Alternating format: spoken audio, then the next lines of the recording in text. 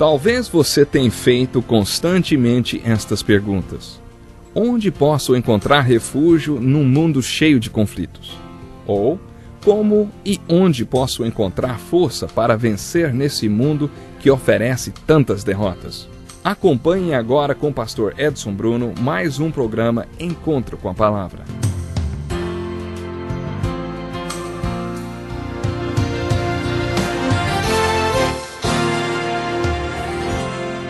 Você é muito bem-vindo para mais um Encontro com a Palavra. Nesse programa estamos fazendo um estudo de todos os livros da Bíblia. Nessa nova etapa do Encontro com a Palavra, estudaremos o Novo Testamento em 180 aulas. A aula de hoje já é a de número 19 e estamos analisando o Sermão da Montanha. Chegamos à parte mais difícil desse sermão.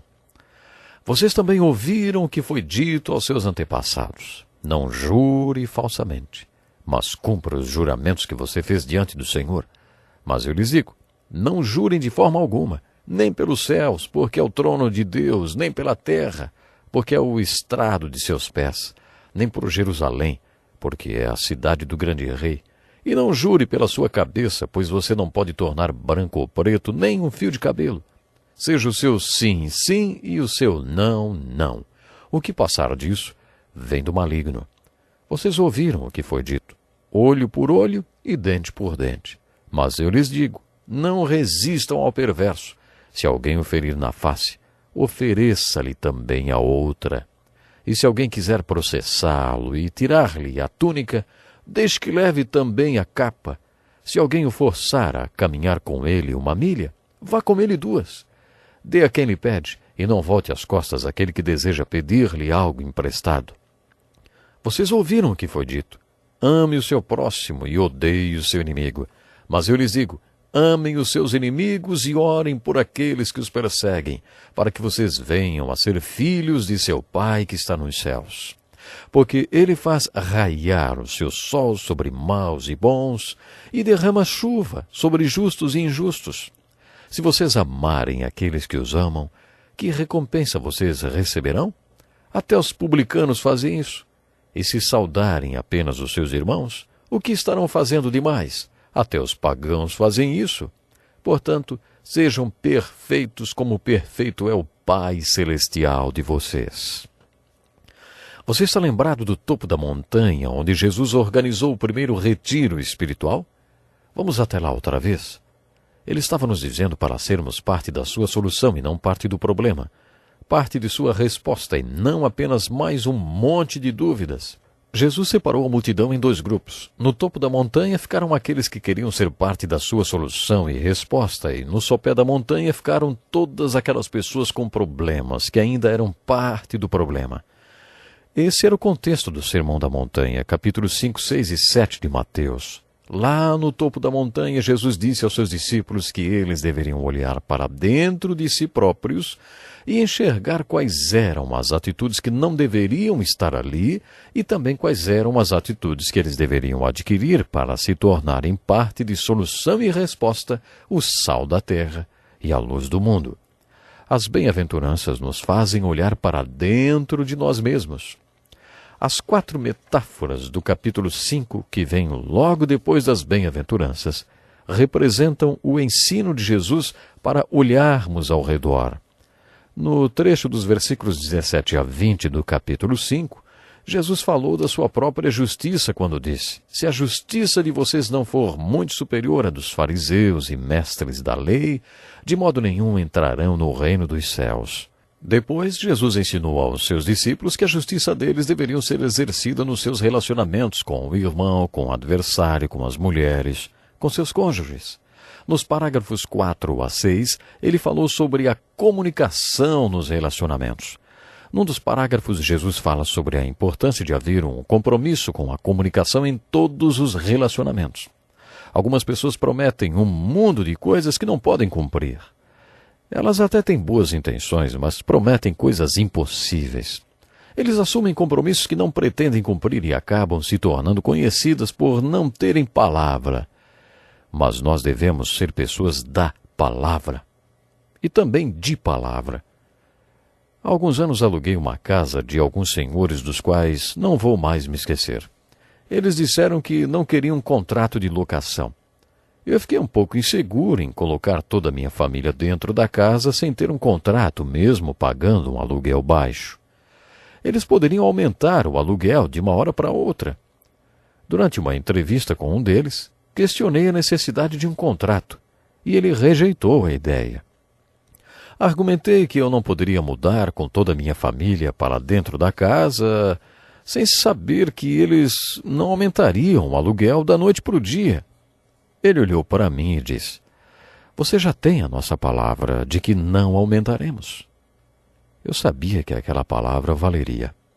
Aquele homem e seus irmãos não eram crentes, mas eram homens dos bons velhos tempos, quando a palavra de um homem tinha valor. Para eles, a palavra de um homem valia o mesmo que um contrato. Foi isso que Jesus ensinou num dos parágrafos desse texto. Quando você diz sim, isso tem que significar sim. E se diz não, tem que ser consistente. Isso tem que significar não. Esse parágrafo é seguido de mais dois, nos quais Jesus transmite a ética do seu ensino, e é o trecho do Sermão da Montanha considerado mais difícil. É nessa parte que Jesus diz: "Não resistam ao perverso e amem os seus inimigos." Esses dois princípios são tão difíceis de serem postos em prática que algumas pessoas dizem que eles não se aplicam aos nossos dias. Para algumas pessoas isso vale para o céu, mas não funciona aqui nesse mundo. Mas antes de continuarmos, vamos estabelecer alguns pontos. Primeiro, devemos nos lembrar que nos ensinamentos desses 6 parágrafos do capítulo 5 de Mateus, Jesus não está tentando ser melhor do que Moisés. Ele está dizendo que seu ensino não condiz com o ensino e as tradições dos escribas e fariseus. Jesus não interpretava Moisés da mesma maneira que os escribas e fariseus, porque os ensinos deles tinham se desviado do ensino das Escrituras e da lei de Moisés. O primeiro ponto no qual Jesus e os escribas e fariseus discordavam era: Moisés realmente disse olho por olho e dente por dente. Quando ele disse isso, estava fazendo uma concessão para alguns bárbaros, pessoas tão cruéis que, quando eram feridas, não queriam justiça, queriam vingança. Há uma diferença entre justiça e vingança. Moisés disse olho por olho. Isso é justiça. Mas as pessoas não queriam olho por olho. Se alguém quebrasse o dente do outro, a ideia da vítima era: você me quebrou os dentes, então vou quebrar o seu pescoço. Ou então: você machucou meu olho, agora vou cortar a sua cabeça. Isso não era justiça, era vingança. Moisés disse que era para tirar só um olho ou só um dente. Os escribas e fariseus reformularam os ensinos de Moisés. Ame o seu amigo e odeie o seu inimigo. Moisés nunca disse isso. E para os escribas e fariseus, o próximo era outro judeu. O resto era inimigo. Por isso, para eles, a lei era: ame seu amigo judeu e odeie todo o resto. O conceito de Jesus de amar o seu inimigo não é novo, nem surgiu apenas no Sermão da Montanha. Esse conceito é antigo e vem desde o Velho Testamento. Jonas foi chamado para pregar a palavra de Deus para o povo de Nínive, capital da Síria, que eram os piores inimigos dos judeus. E Jonas foi pregar o amor de Deus para eles. Oséias amou sua mulher Gomer, mesmo ela sendo infiel. Portanto, a ideia de amar quem não retribui está tanto no Velho Testamento quanto no Novo. Moisés nunca disse: ame seu próximo e odeie seu inimigo.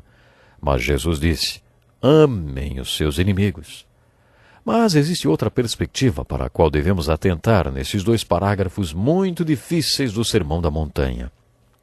Esse ensino no topo da montanha para os discípulos, pessoas que já tinham assumido um compromisso com Jesus, isso nos mostra algo muito importante. Quando Jesus disse: não resistam ao perverso e amem aos seus inimigos, ele estava dizendo onde, quando, como e pelo que Jesus queria que eles morressem. Quando os discípulos se juntaram a Jesus no topo da montanha, já tinha assumido a posição de morrer por Jesus se fosse necessário. Algumas pessoas ouvem isso e dizem: espera aí, todo mundo sabe que a autopreservação é uma lei básica da civilização. Se não resistirmos ao perverso, ele leva tudo que temos. Tem alguma coisa errada nesse ensino de Jesus? Muitos dizem assim. Acontece que a autopreservação não se aplica aos discípulos de Cristo. A lei básica para um discípulo de Jesus é glorificar a Deus e fazer a sua vontade, mesmo que isso lhe custe a vida. Francisco de Assis acreditou nesse princípio e o levou muito a sério.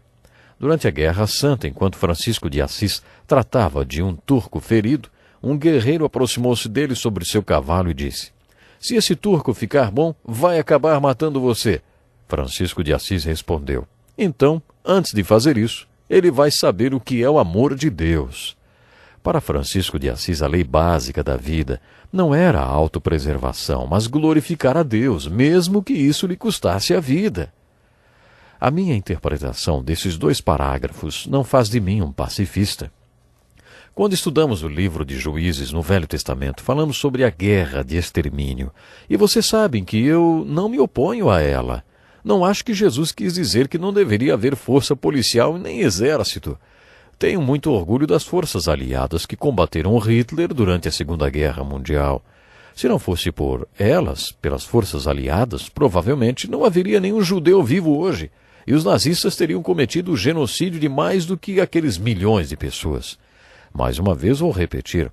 Olhe para aquela gente com seus problemas lá no sopé da montanha.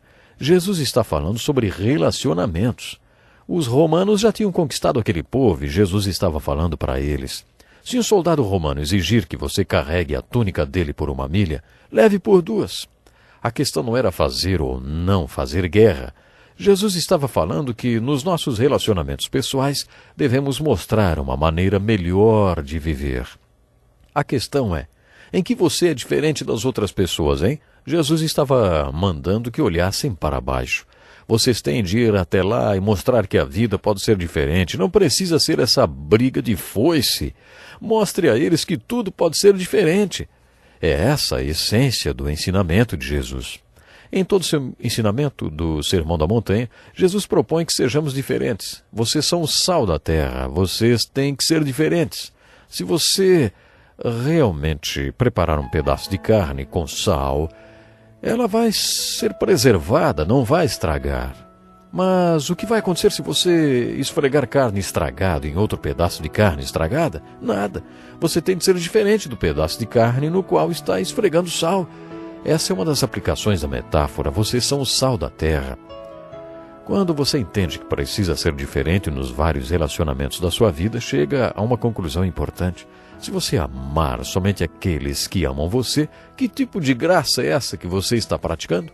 Então, vamos amar de verdade. Até o próximo programa.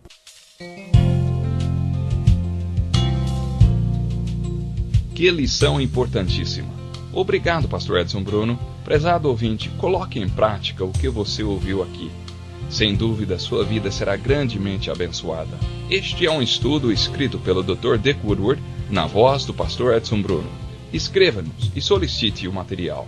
Nosso endereço é Encontro com a Palavra, Caixa Postal 2011, CEP 89201-970, Joinville, Santa Catarina. Até o nosso próximo Encontro com a Palavra.